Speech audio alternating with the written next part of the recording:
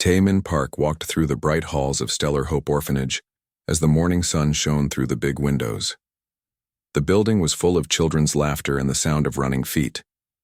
347 children lived here, all from human colonies that the Vrex Empire had destroyed in their attacks across the galaxy. WarHFY, the orphanage director, met Taemin at the main entrance. She was a kind woman with gray hair who had dedicated her life to caring for these children who had lost everything. "Come see what the kids made today," she said, with a warm smile. They walked to the art room where dozens of colorful drawings covered the walls. Every picture showed the same thing: Earth, the blue planet with green continents and white clouds. Most of these children had never seen Earth with their own eyes, but they drew it from stories and pictures. It was their dream home, the place where all humans came from. "They ask me every day when they can visit Earth," WarHFY said softly. "I tell them someday, when the war is over." Taemin nodded sadly. The war with the Vrex Empire had been going on for 5 years now. The aliens claimed that humans were taking up too much space in the galaxy. They demanded that all human colonies in the outer rim sectors pack up and leave. When humans refused, the Vrex started attacking. The Vrex were strong fighters with powerful ships. They had conquered 12 star systems and ruled over many different alien races. Their military was huge and their weapons were advanced. Most of the galaxy feared them. But the Vrex made one big mistake. They thought humans were weak because human colonies were small and spread out. They thought human ships were simple compared to their own. They had no idea what humans were really capable of. In the afternoon, Taemin sat in his office doing paperwork when the emergency alarm started screaming. Red lights flashed on his computer screen. The defense grid around New Sol Colony was reporting enemy ships. Captain Ji-Ho Lee was at the small space station that protected the colony. He only had 3 fighter ships under his command. The colony was not considered important enough for a big fleet. When his sensors picked up the Vrex ships, his heart sank. There were 12 of them, and they were stealth bombers. "All units. This is Commander Lee," he said into his radio. "Enemy bombers incoming. Intercept immediately." His 3 fighters launched from the station, but they were too far away. The Vrex ships were fast, and their stealth technology made them hard to track. By the time the human fighters got close, the bombers had already reached their target. The first bomb hit the orphanage dining hall. The antimatter explosion was so bright it could be seen from space. The second bomb hit the sleeping quarters. The third hit the playground where children had been playing just minutes before. In 30 seconds, Stellar Hope Orphanage was gone. The building that had been full of life and laughter was now just a smoking hole in the ground. All 347 children were dead. WarHFY was dead. The teachers, the cooks, the doctors who worked there, all dead. Captain Ji-Ho Lee watched the destruction from his fighter ship. His hands shook as he tried to call for rescue teams, but he knew it was too late. Nothing could have survived those explosions. Admiral Soo-Jin Choi was commanding the Human Defense Fleet 3 star systems away when she got the emergency message. She was a tough woman who had fought the Vrex many times before. She had seen colonies destroyed and good people killed. But when she watched the video footage from New Sol Colony, even she felt sick. The recording showed children playing in the sunshine one moment, and then just fire and smoke the next. The youngest victim was 4 years old. The oldest was 16. They had been drawing pictures of Earth that morning. Then the Vrex sent their message. Gorth Prime Kelvax, the admiral who had ordered the attack, appeared on the communication screen. He was a large alien with gray skin and yellow eyes. His voice was cold and cruel. "Humans of New Sol Colony," he said. "This is what happens when you refuse our demands. Your children are dead because you would not listen. Withdraw from all outer rim sectors immediately, or we will destroy more of your colonies. This is your final warning." Admiral Soo-Jin Choi stared at the message for a long time after it ended. Around her, the bridge crew was silent. Everyone knew that something had changed. The Vrex had crossed a line that should never be crossed. They had killed children on purpose just to make a point. Admiral Choi sent an immediate message to Earth. The communication would take several hours to reach the home planet, but she marked it as the highest priority. In her message, she requested permission to activate Total War protocols. Total War protocols had never been used in human history. They were created for only one situation: when the survival of the human race was threatened. Most people thought they would never be needed, but targeting children changed everything. On Earth, President Da Un-yoon received the message in the middle of the night. She watched the footage from the orphanage bombing 3 times before calling an emergency meeting. Within 6 hours, representatives from every human nation and colony were gathering in Geneva. The vote was quick and unanimous. 847 representatives voted yes. 0 voted no. Total war authorization was approved. For the IA, first time since humans had reached the stars, they would show the galaxy what they were really capable of. The Vrex Empire thought they had delivered a warning. Instead, they had just signed their own death sentence. Admiral Soo-jin Choi received the authorization 12 hours after sending her request. Along with it came new orders that made her eyes widen. The industrial capacity that humanity had been hiding for centuries was about to be revealed. Ships that existed only in secret blueprints were about to be built. Weapons that violated every galactic treaty were about to be deployed. The Vrex had wanted to frighten humanity into surrender by killing children. Instead, they had awakened something that would destroy them completely. The war was about to become very different, and the Vrex had no idea what was coming for them. As Admiral Choi began planning humanity's response, she looked one more time at the pictures of the orphanage children, their smiling faces in the art room, drawing pictures of a home they would never see. The Vrex would pay for every single one of those lost lives. The galaxy was about to learn why humans had survived and thrived on a dangerous planet. They were about to see what happened when a species that had conquered its own world through thousands of years of warfare decided to fight without holding back. The Vrex Empire had 3 months to live, but they did not know it yet. President Da Un-yoon stood before the largest gathering of human leaders in history. The Great Assembly Hall in Geneva was completely silent. 847 representatives from every human world sat in their seats waiting for her to speak. On the massive screen behind her, the images played again. The orphanage before the attack, full of children laughing and playing. Then the explosions. Then nothing but smoke and fire where innocent lives had been just moments before. 3 days ago, President Yoon said, her voice carrying clearly through the hall. The Vrex Empire committed the worst crime in human history. They deliberately targeted and murdered 347 children. The youngest was 4 years old. She paused, letting the weight of those words settle over the room. Many representatives had tears in their eyes. Others sat with their hands clenched into fists. The Vrex believe this attack will frighten us into surrender. President Yoon continued. They believe we will abandon our colonies and retreat to Earth like scared animals. They are wrong. The president looked around the room, meeting the eyes of leaders from across human space. Today, we vote on total war authorization. This is not a decision we make lightly. Total war means we fight until the Vrex Empire no longer exists. It means we use every weapon, every ship, every advantage we possess. It means we show the galaxy who we really are. The vote took only minutes. Every single representative voted yes.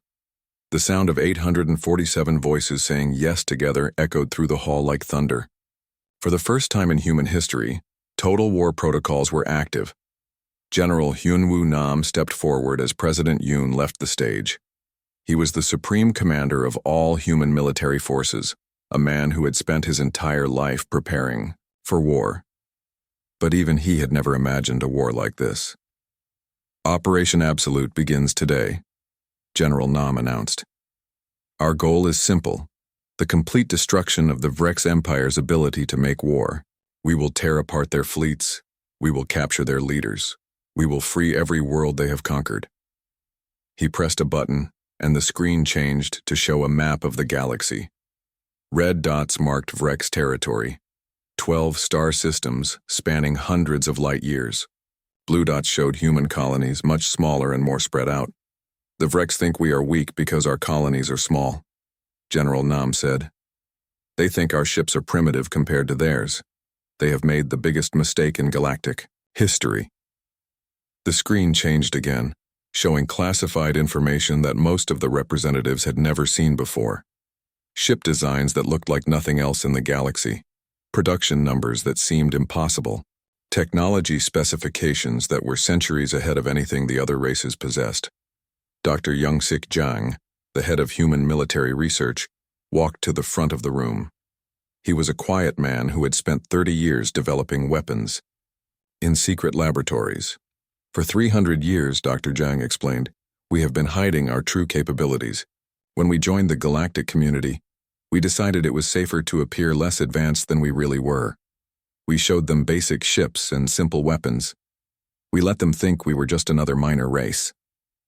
The screen displayed images of human factories that the galaxy had never seen, massive shipyards hidden in asteroid belts, industrial complexes built inside hollow moons, production facilities that could build entire fleets in weeks instead of years. Our real industrial capacity, Dr. Jang continued, exceeds the combined output of the next 5 galactic civilizations. We have been building ships and weapons in secret for decades, waiting for the day we might need them. Commander Eunji Seo stood up next. She led human special operations, the most secretive branch of the military. Her agents had been working in enemy territory for years, preparing for exactly this moment.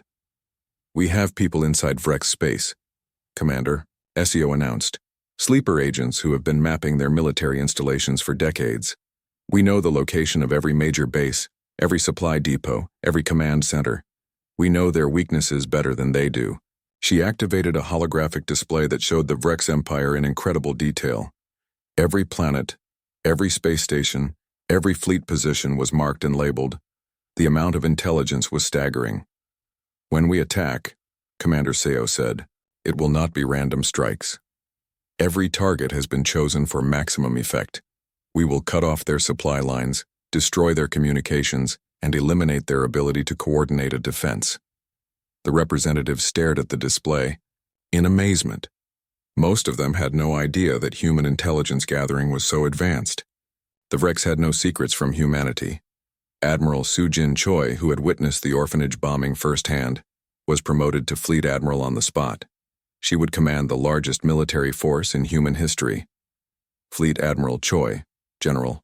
Nam said formally, you are hereby given unlimited resources and complete authority over Operation Absolute. Build whatever fleet you need. Use whatever weapons are necessary. The only limitation is that we must win. Fleet Admiral Choi saluted. Thank you, sir. The Vrex will regret the day they decided to target our children. The screen changed one more time, showing the first designs for humanity's new warships. The smallest fighters were more advanced than most alien cruisers. The largest dreadnoughts were so powerful they could destroy entire fleets by themselves. The UES Absolute Justice will be our flagship, Admiral Choi explained. 15 kilometers long, armed with quantum plasma cannons and protected by regenerating energy shields. It carries enough firepower to destroy a planet. Dr. Haiwan Lee, creator of humanity's most secret technology, stepped forward to explain the final advantage. Quantum displacement drives, she said simply. Instantaneous travel across galactic distances. No hyperspace tunnels, no jump gates, no warning. Our fleets will appear exactly where we want them, when we want them there. The implications were staggering. The Vrex based their entire military strategy on controlling hyperspace routes and jump gate networks. With quantum displacement, human fleets could bypass all of their defenses and strike anywhere without warning. How long until the fleet is ready? President Yoon asked. 6 months for full deployment, Admiral Choi replied. But we can begin operations much sooner. The advanced ships will be ready in 30 days. Around the room, representatives were beginning to understand the true scope of what they had just approved. This would not be a normal war with battles, and negotiations and eventual peace treaties. This would be the complete elimination of an empire that had existed for thousands of years. The Vrex have ruled through fear for centuries, General Nam said as the meeting ended. They have conquered weaker races and enslaved entire worlds. They believe strength is the only thing that matters. Today, they will learn what real strength looks like. As the representatives filed out of the assembly hall, many of them looked back at the screen still showing the orphanage footage. Those children would never be forgotten. Their deaths had awakened something in humanity that had been sleeping. Since the early wars on Earth, President Yoon remained behind, staring at the tactical displays. In 6 months, the galaxy would be a very different place. The Vrex Empire would be gone, and every other race would know exactly what happened to those who threatened human children. The children of Stellar Hope Orphanage would have justice, and the Vrex would learn why humans had conquered the most dangerous planet in the galaxy, because when they decided to fight, they fought to win completely. Operation Absolute was about to begin, and nothing in the galaxy would ever be the same. Fleet Admiral Sujin Choi floated in her command pod, watching the greatest construction project in human history unfold before her eyes. The Luna shipyards, hidden on the dark side of Earth's moon, stretched across hundreds of kilometers.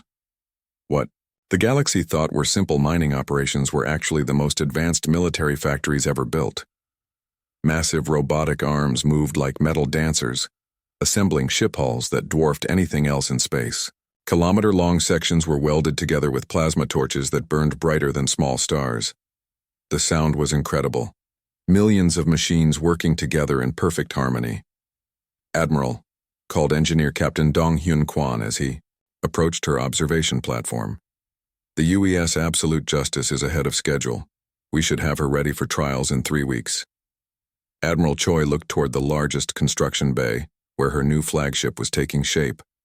The ship was enormous, 15 kilometers from nose to tail, wider than most space stations. Its hull was made from materials that did not exist in any public database. Its weapons were based on theories that most alien scientists thought were impossible. What about the AI system? Admiral Choi asked. Area is already installed and learning, Captain Kwan replied. The Autonomous Retribution Intelligence Array is the most advanced computer system we have ever built. She can control every weapon on the ship simultaneously while managing defense systems and tactical analysis. They walked through the shipyard's main corridor, passing windows that showed more construction bays. In each one, different types of warships were being assembled. Fast destroyers with stealth capabilities, heavy cruisers bristling with weapons, carrier ships that could launch 1,000 fighters at once. How many ships total? Admiral Choi asked. 12,437 vessels when construction is complete, Captain Kwan answered. Everything from single-pilot fighters to planet-killer dreadnoughts, the largest fleet in galactic history. At the Titan foundries, Supply Coordinator Min-ji Park was managing the logistics of equipping this massive fleet. The industrial facilities, hidden in Saturn's atmosphere, were working at full capacity, producing everything from ammunition to spare parts. The numbers are staggering, Min-ji explained to her staff. We need 47 million quantum torpedoes, 15 million plasma cannon batteries, 600,000 tons of regenerative armor plating, and that's just for the first wave of ships. Her workers looked at the supply lists with amazement. Most of them had spent their careers managing supplies for small colonial defense fleets. Now they were equipping an armada that could conquer the entire galaxy. How do we have this much industrial capacity? Asked one of the younger coordinators. Min-ji smiled. We have been preparing for this day since we first left Earth. Every asteroid mining operation, every research station, every civilian facility in the outer system has been designed for war production. The galaxy thinks we are a small, peaceful race. They have no idea that we are the most militarized civilization in history. In the asteroid belt, entire worlds were being stripped of raw materials. Automated mining ships cracked open metallic asteroids and fed their contents into massive processors. The refined metals were then formed into ship components by molecular assemblers working at incredible speed. Resource extraction was happening on a scale that would frighten other galactic civilizations. Whole star systems that humanity claimed for scientific research were actually being strip-mined to fuel the war machine. The environmental damage would take centuries to repair, but Admiral Choi had decided it was worth it. Meanwhile, Intelligence Chief Jae Sung-oh was activating the sleeper network that had been years in the making. Human agents throughout Rex space received coded messages telling them to begin Phase 1 operations. On Vrex Prime, the Empire's capital world, Agent Taejin Son worked as a maintenance technician in the central communication hub. He had been in place for 8 years, learning every detail of the facility. When his activation code arrived, he began the careful process of installing malware into the Vrex command network. On Vrex military bases across 12 star systems, other agents started their sabotage missions. Power grids began experiencing mysterious failures. Communication satellites went offline for routine maintenance and never came back online. Supply convoys were rerouted to empty sectors of space. The Vrex attributed these problems to normal system failures. Their empire was huge and old, so equipment broke down regularly. They had no idea that every failure was planned and coordinated by human intelligence.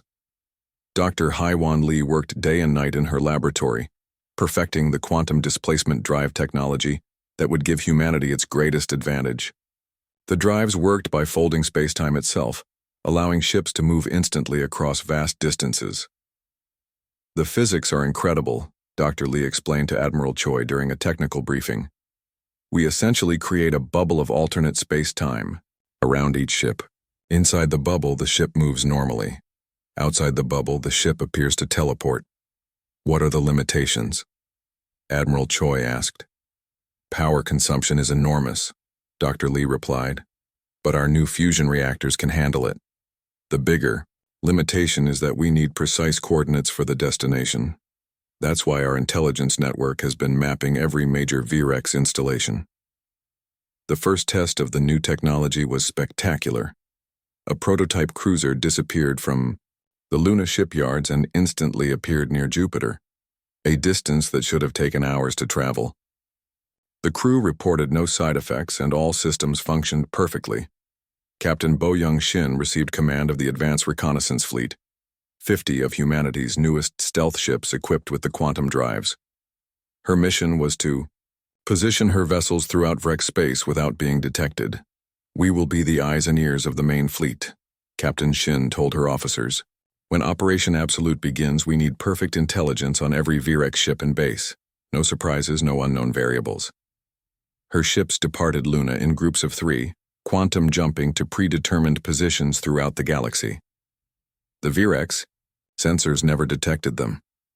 As far as the Empire knew, human military activity was limited to a few patrol ships near Earth. Construction continued at an incredible pace. The shipyards never stopped working, assembling new vessels 24 hours a day. Artificial intelligence systems coordinated millions of robotic workers with perfect precision. Resources flowed in from across the solar system in an endless stream. The completed ships were truly impressive. The smallest fighters were equipped with weapons that could destroy Vrex cruisers. The medium-sized ships carried enough firepower to level cities. The largest dreadnoughts were mobile battle stations capable of fighting entire enemy fleets. Each ship was equipped with the most advanced technology humanity possessed, regenerating armor that could repair battle damage instantly, energy shields that could deflect any known weapon, quantum computers that could process tactical information faster than any biological brain. As the fleet neared completion, Admiral Choi gathered her senior commanders for a final briefing. The war room was filled with the best military minds humanity had produced. Each one understood that they were about to make history. The Vrex think they delivered a warning when they bombed that orphanage, Admiral Choi said, looking around the room. They think we will surrender rather than face their military might. They are about to learn the biggest lesson in galactic history. She activated the holographic display showing the completed human armada. 12,000 ships arranged in perfect formation, each one more advanced than anything the galaxy had ever seen. The sight was breathtaking and terrifying at the same time. We are not just going to defeat the Vrex Empire, Admiral Choi continued. We are going to erase it so completely that future historians will struggle to believe it ever existed. They chose to target children. Now they face the consequences of making enemies of a species that conquered its own world through pure warfare. The final ships rolled out of the construction bays as Admiral Choi spoke. The fleet was complete, the crews were trained, and the quantum displacement drives were fully charged. Everything was ready for Operation Absolute to begin.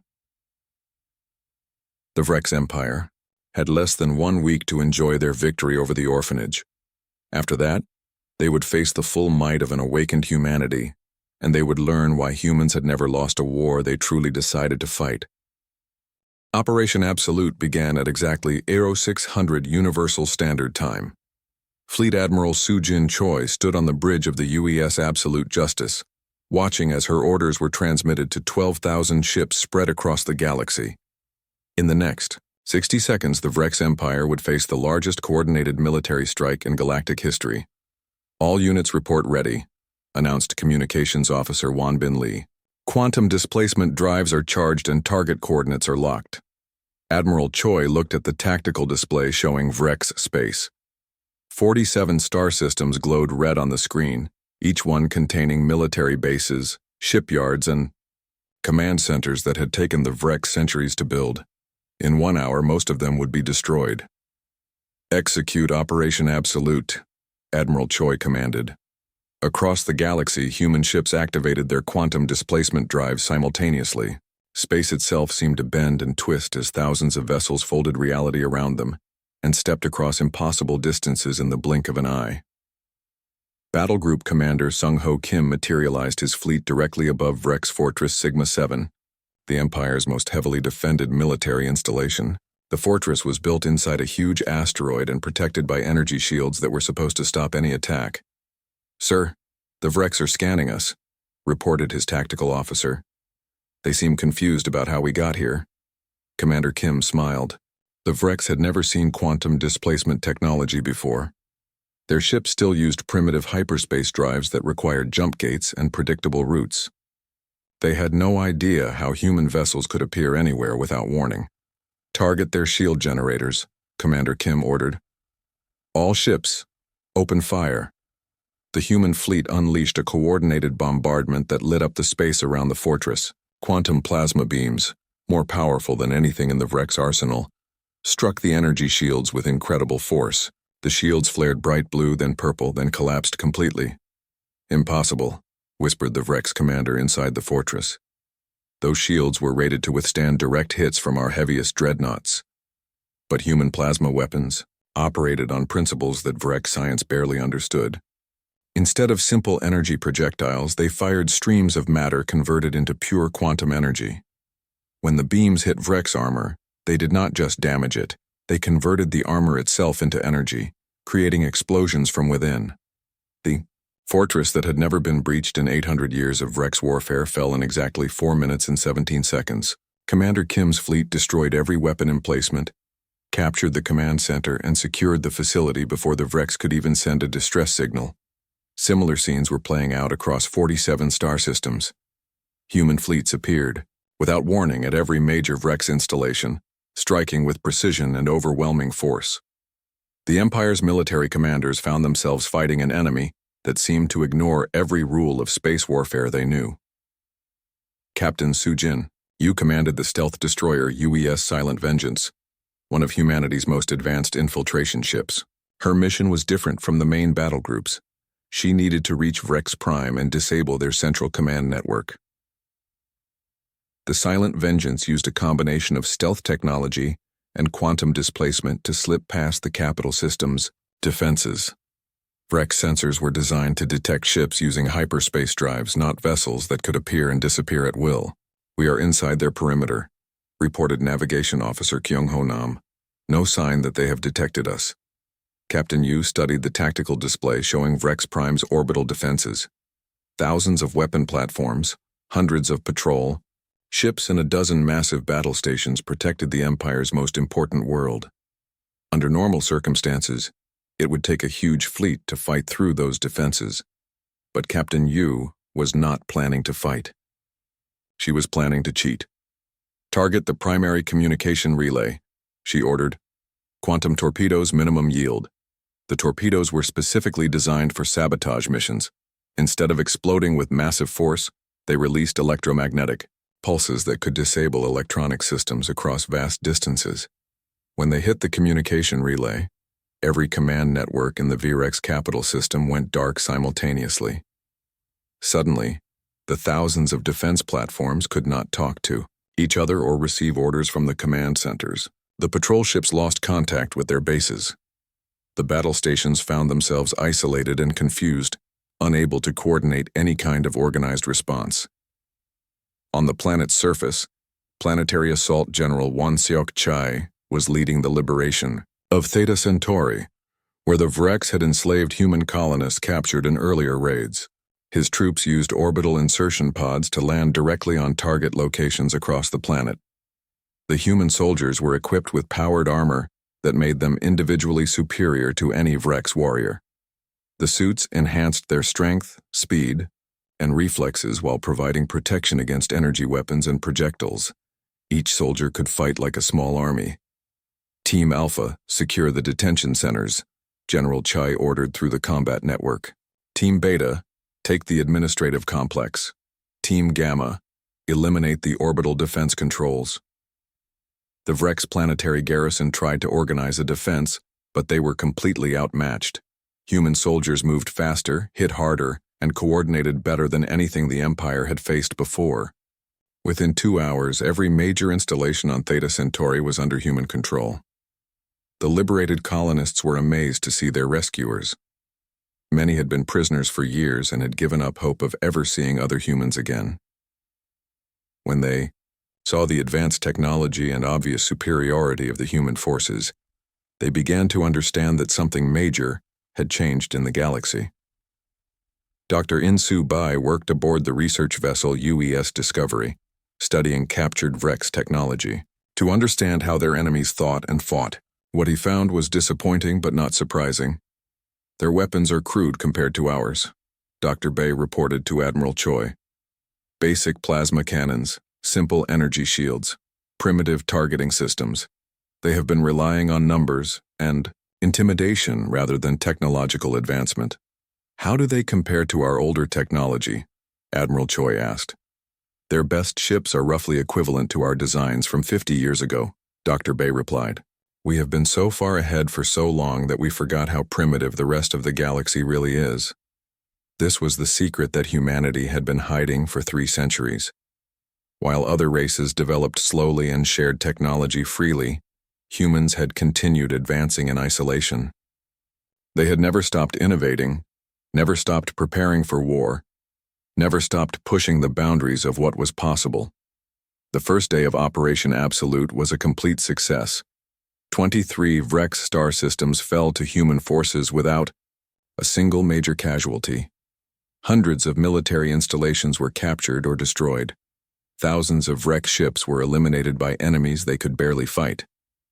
But the most shocking moment came when Gorth Prime Kelvax, the admiral who had ordered the Orphanage bombing, tried to rally his remaining forces for a counterattack. He commanded the largest Vrex fleet still intact. Over 800 ships, including several massive dreadnoughts.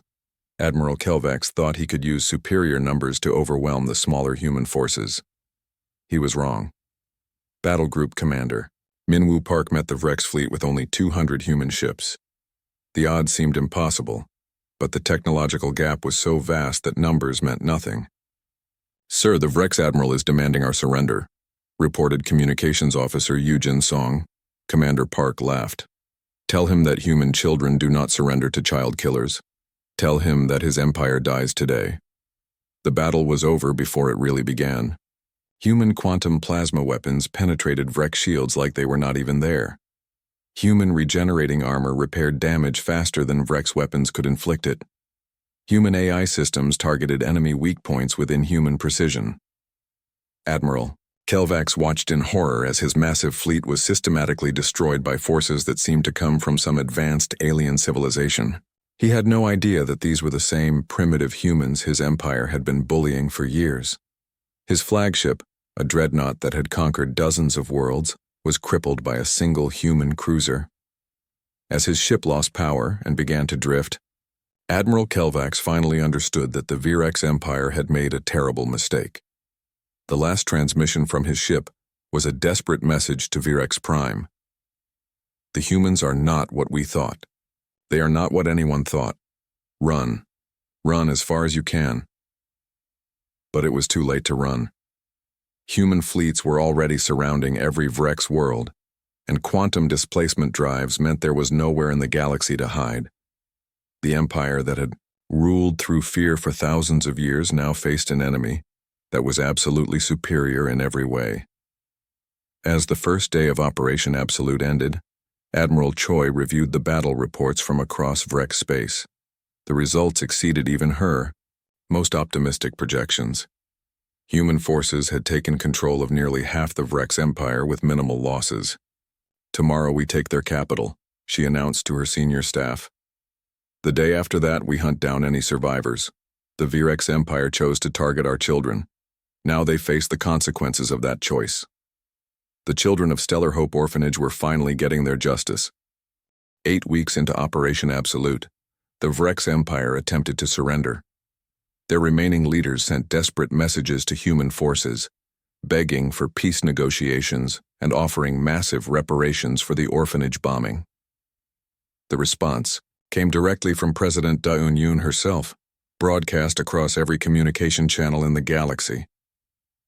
"To the Vrex Empire and all who hear this message," President Yoon said, her voice cold and final. "You targeted children. You murdered innocents to frighten us into submission. There will be no negotiation. There will be no mercy. There will be only justice." The message continued with a list of demands that was really an ultimatum: complete surrender of all Vrex military forces, immediate release of all prisoners and slaves, full cooperation with war crimes tribunals, total dismantlement of the Empire's government structure. Any Vrex leader who refuses these terms will be hunted down and captured, President Yoon concluded. Any world that resists will be occupied by force. The empire you built through conquest and terror ends today. Fleet Admiral Sujin Choi received orders to proceed with the final phase of Operation Absolute, the assault on Vrex Prime itself. The capital world was protected by the largest defense network ever constructed, with thousands of orbital platforms, defense stations, and automated weapon systems surrounding the planet. Admiral Choi's flagship, the UES Absolute Justice, led a fleet of 300 ships toward the Vrex homeworld. The approaching human armada was detected while still days away from the system, giving the Vrex time to prepare their final defense. "Sir, we are receiving multiple targeting locks," reported Tactical Officer Hye-Rim Choi. "The Vrex have activated every defensive system in the sector.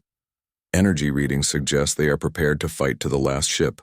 Admiral Choi studied the tactical display showing the massive defensive network. Under normal circumstances, attacking such a fortified position would cost thousands of ships and millions of lives.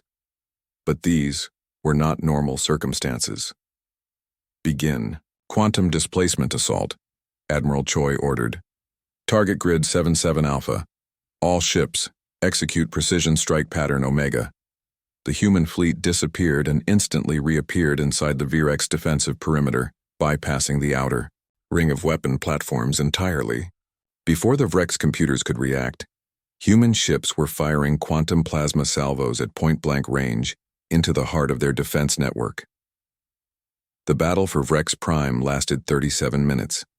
The planet's entire orbital defense grid, thousands of platforms and satellites built over centuries, was eliminated in a coordinated strike that the Vrex could barely comprehend. Their most advanced weapons fired uselessly at human ships protected by regenerating armor and quantum shields. Ground Commander Tae-Young Lim led the surface invasion with 5,000 human soldiers in powered armor. They landed directly in the capital city using orbital insertion pods that punched through the planet's atmosphere like meteors. "Secure all government buildings," Commander Lim ordered as his troops deployed across the city. "Priority targets are the Imperial Palace, the Military Command Center, and the Communication Hub. Take prisoners when possible, but any resistance is to be eliminated immediately." The Vrex Planetary Defense Forces tried to stop the human assault, but it was hopeless. Human soldiers moved through their lines like unstoppable machines, their powered armor deflecting energy weapons, and their advanced rifles cutting through Vrex barriers like paper. The Imperial Palace, which had stood unconquered for 3,000 years, fell without a single human casualty. Commander Lim personally arrested the Vrex Emperor, an ancient alien who had ruled the Empire for over 2 centuries.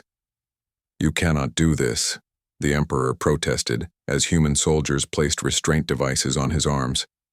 I am the sovereign ruler of 12 star systems. I demand to be treated according to galactic law. Commander Lim looked at the alien leader with no emotion. You lost the right to demand anything when you ordered the murder of human children. You are now a prisoner of war, and you will face trial for your crimes. Across the galaxy, other human forces were hunting down the remaining Vrex military leaders. Captain Myung Han commanded the UES Righteous Fury, a fast pursuit ship designed specifically for tracking fleeing enemies. Her target was Gorth Prime Kelvax, the admiral who had personally ordered the orphanage bombing. He had escaped the destruction of his main fleet and was attempting to reach a neutral star system where he hoped to claim asylum. Target acquired, reported Navigator Sungmin Park. Admiral Kelvax's ship is 3 light-years ahead, moving at maximum hyperspace velocity. Captain Han smiled grimly. Kelvax was using an old hyperspace drive that required predictable jump routes. Her ship used quantum displacement, which meant she could appear anywhere she wanted without warning. Jump directly in front of his ship, Captain Han ordered. I want him to see us coming. The UES Righteous Fury materialized directly in the path of Kelvax's escaping vessel. The VREX Admiral's ship dropped out of hyperspace immediately, its crew panicking at the sight of a human warship that had somehow predicted their exact location.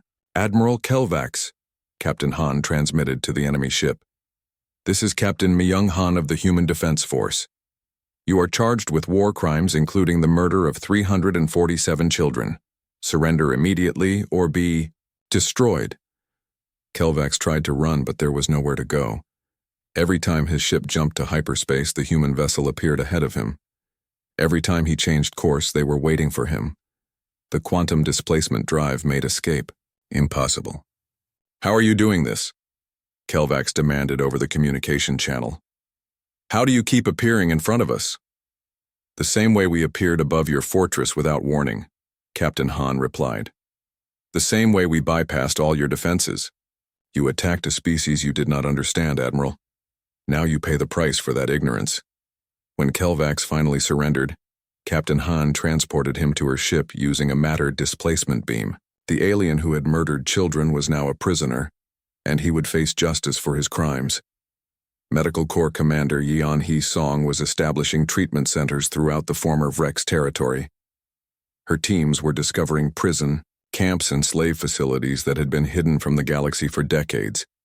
The conditions are horrific, Commander Song reported to Admiral Choi. We have found over 2 million prisoners from dozens of different species. Many have been slaves for their entire lives. The liberation operations revealed the true extent of Vrex cruelty. Entire populations had been enslaved to work in mining facilities and weapons factories. Children had been separated from their families and raised as servants. Medical experiments had been conducted on unwilling subjects. Begin immediate medical treatment for all prisoners, Admiral Choi ordered. Establish temporary housing facilities and start processing requests for repatriation. I want every single victim of Vrex oppression to receive proper care. The galaxy watched in amazement as human forces demonstrated that their warfare, while absolutely devastating to their enemies, was precisely targeted to protect civilians.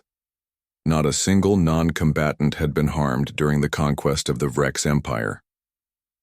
Psychological Operations Director Kyung-Min Park organized the war crimes, trials that would be broadcast across the galaxy. The proceedings were held on neutral worlds with judges from multiple species to ensure fairness. The evidence against the Vrex leadership was overwhelming. The orphanage bombing was just one incident in a pattern of systematic terror that had lasted for centuries. Video records showed Vrex forces deliberately targeting civilian populations, enslaving entire species, and conducting medical experiments on prisoners. The defendant Gorth Prime Kelvax, announced the chief judge, is charged with genocide, war crimes, and crimes against sapient beings. How do you plead? Kelvax, sitting in the defendant's chair with human guards on either side, looked around the courtroom with hatred in his yellow eyes. I plead not guilty. Everything I did was for the glory of the Vrex Empire. The trial lasted 3 weeks. Witness after witness testified about Vrex atrocities. The evidence was so clear and extensive that even Kelvax's own defense attorneys seemed shocked by the scope of his crimes. When the verdict was announced, the courtroom was completely silent. Guilty on all charges, the judge declared. The defendant is sentenced to life imprisonment without possibility of parole. Similar trials were held for every surviving Vrex leader. The emperor himself faced charges for overseeing a government that had committed genocide against dozens of species. The evidence against him filled entire databanks. By the end of the trials, the Vrex Empire had completely ceased to exist as a political entity. Their military was destroyed, their leaders were in prison, and their territory was occupied by human peacekeeping forces. The transformation was remarkable. Worlds that had been strip-mined by Vrex industrial operations were being restored with advanced human technology. Slave populations were being relocated to new homes where they could live as free beings. Former Vrex military bases were being converted into hospitals and schools. In 6 months, Admiral Choi reported to President Yoon, "We have eliminated a threat that terrorized the galaxy for millennia. The Vrex Empire is finished and their victims are free."